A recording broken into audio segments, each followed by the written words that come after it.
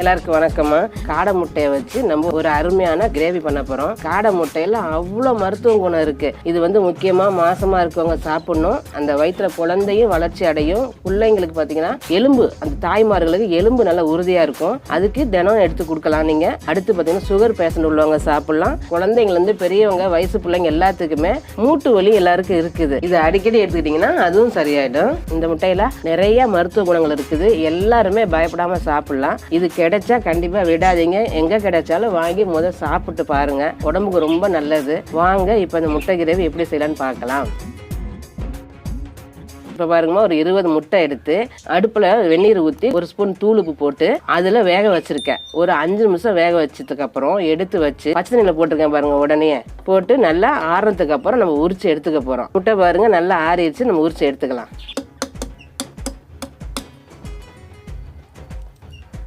பாருங்க அழகா வருது பாருங்க உரிக்க. பாருங்கம்மா, முட்டை எல்லாத்தையும் உரிச்சு எடுத்துக்கிட்டேன். நான் வேக வச்சு கழுவி உரிச்சு எடுத்தாச்சு.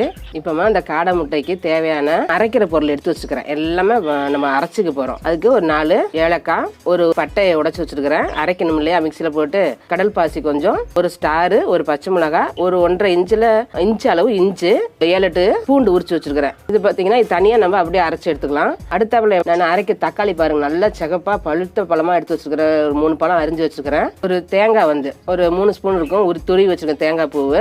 அது கூடவே போட்டு அரைக்கிறதுக்கு முந்திரி பருப்பு பாருங்க, 3 பருப்பை உடச்சி எடுத்து வச்சிருக்கிறேன். அதையும் சேர்த்து இப்போ இந்த தக்காளி, முந்திரி பருப்பு, தேங்காய் இது 3ஐயும் ஒன்னா சேர்த்து அரைச்சிக்கலாம். ஒரு 2 பெரிய வெங்காயம் எடுத்து நான் பொடியா அரிஞ்சு வச்சிருக்கேன். இதையும் தனியா மிக்சர் போட்டு அரைச்சி எடுத்துக்கலாம்.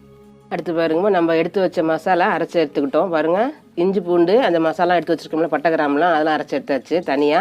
அதே மாதிரி வெங்காயம் பாருங்க தனியா அரைச்சி எடுத்துக்கிட்டேன். தக்காளி, தேங்காய், முந்திரி பருப்பு போட்டு அரைச்சது அது தனியா அரைச்சாச்சு. முந்திரி இருந்தா போடுங்க, இல்லைன்னா பரவாயில்ல. இப்போ 3 அரைச்சி எடுத்துட்டோம். நம்ம எப்படி செய்யலான்னு பார்க்கலாம். பாருங்கம்மா, நான் அடுப்பத்தை வச்சு வடை சட்டி வச்சுட்டேன். இப்போ எண்ணெய் ஊற்றிக்கலாம். பாருங்கம்மா, இந்த கரண்டி 2 டேபிள் ஸ்பூன் பிடிக்கும். இது 2 கரண்டி ஊற்றிக்கிறேன். 4 ஸ்பூனாக கணக்கு வந்துடும். ஊற்றிக்கலாம். ஏன்னா இந்த தக்காளிலாம் அரைச்சிருக்கோம் இல்லையா, அதெல்லாம் வதக்கி எடுக்கணும். தக்காளி, வெங்காயம், மசாலாலாம். அதுக்காக தான் கொஞ்சம் எண்ணெய் காஞ்சிச்சு பாருங்க. நம்ம ஒரு 1/4 ஸ்பூன் சோம்பு போட்டுக்கலாம். அது கூடவே 3 கிராம் போட்டுக்கலாமா. நான் கருவேப்பிலை போடுறேன் பாருங்க. நான் இப்போ கருவேப்பிலை போடுறேன். ஸ்டவ்வை குறைச்சி வச்சுட்டு கருவேப்பிலை 2 கொத்து போட்டுக்கலாம். சரி, பொரிஞ்சிச்சு பாருங்க. இப்போ நம்ம அரைச்சி வச்ச பட்டை கிராமு, இஞ்சி பூண்டு பேஸ்ட்டு சேர்த்துக்கலாம்.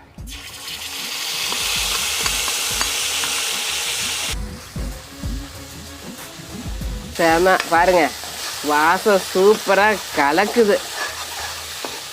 இன்னைக்கு காடை முட்டை கிரேவி செமையாக பண்ணுறோம். இது கூடவே கொஞ்சம் மஞ்சத்தூள் போட்டுக்கலாம். ஒரு 1/4 ஸ்பூன் மஞ்சத்தூள்.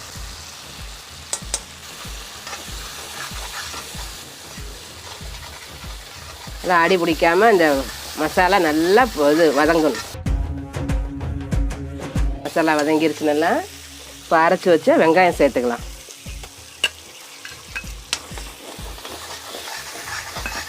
இப்போ நல்லா வெங்காயம் வதங்கி அந்த எண்ணெயெல்லாம் வெளியே வரும். எண்ணெய் வெங்காயத்தில் பிரிஞ்சு வரும். அது வரை நல்லா வதக்கும் வெங்காயம். அப்போ தான் பச்சை வாசனை போய் நமக்கு கிரேவி நல்லா டேஸ்ட்டாக இருக்கும். பாருங்கம்மா, நம்ம மசாலா பூரா நல்லா எண்ணெயில் வதங்கி எண்ணெய் பிரியுது பாருங்க.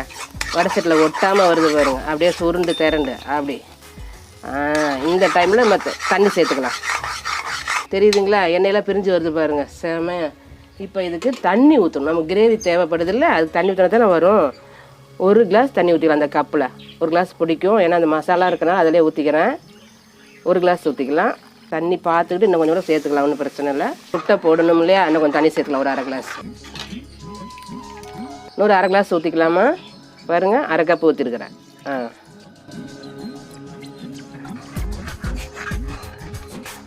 பாருங்கம்மா, நம்ம இன்னும் உப்பு சேர்க்கல. உப்பு சேர்த்துக்கணும். இப்போ இந்த டைமில் உப்பு போட்டுக்கிறேன் பாருங்க.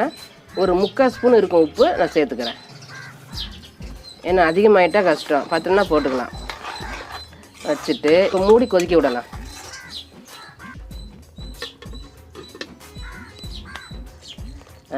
பாருங்கம்மா, கிரேவி சூப்பராக ரெடி ஆயிடுச்சு. இப்போ இந்த டைமில் நம்ம முட்டையை சேர்த்துக்கலாம். அப்படியே அழகாக பாருங்கள், திக்னஸாக இருக்குது பாருங்கள். இந்த மாதிரி திக்னஸ் இருந்தால் கிரேவி நல்லாயிருக்கும். முட்டையில் சேர்ந்து இருக்கும், முட்டை சேர்ந்து நம்ம சேர்த்துக்கலாம்.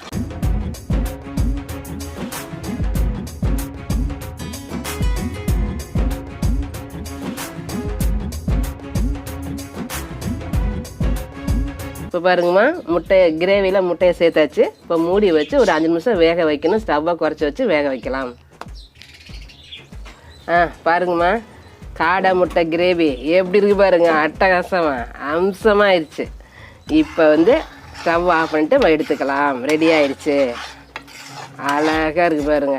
இப்படி தான் இருக்கணும், கிரேவினா இந்த மாதிரி தான் இருக்கணும்.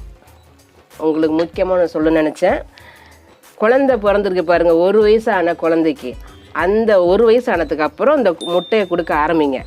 அழகாக எடுத்து செமையாக கொடுங்க. குழந்தைங்க வளர்ச்சிக்கும் எலும்புக்கு உடம்புக்கு எல்லாத்துக்கும் ஆரோக்கியமானது. குழந்தைங்க எல்லாருமே சாப்பிட்லாம், பயப்படாமல் செஞ்சு சாப்பிடுங்க. இன்னமேல் நாட்டு இந்த முட்டை வாங்காதீங்க. போந்தா கோழி முட்டை சாப்பிட்டு பிள்ளைங்க எல்லாம் வெயிட்டு போடுறாங்க, புசு புசுன்னு ஆயிடுறாங்க. கோழி மாதிரியே சிக்கன் சாப்பிட்டாலும் சரி, முட்டை சாப்பிட்டாலும் சரி. இனிமேல் இந்த காடை முட்டை வாங்கி இதே மாதிரி சமைச்சு கொடுங்க. வீட்டில் இருக்க எல்லாருக்கும் செஞ்சு கொடுங்க, நல்லா சாப்பிடுவாங்க, செமையாக சொல்லுவாங்க. இப்போ ரெடி ஆயிடுச்சு, நம்ம இறக்கிடலாம். எனக்கு செஞ்சு சாப்பிட்டு பார்த்துட்டு எனக்கு கமெண்ட்ல சொல்லுங்கள், லைக் பண்ணுங்கள், ஷேர் பண்ணுங்கள். நன்றி, வணக்கம்.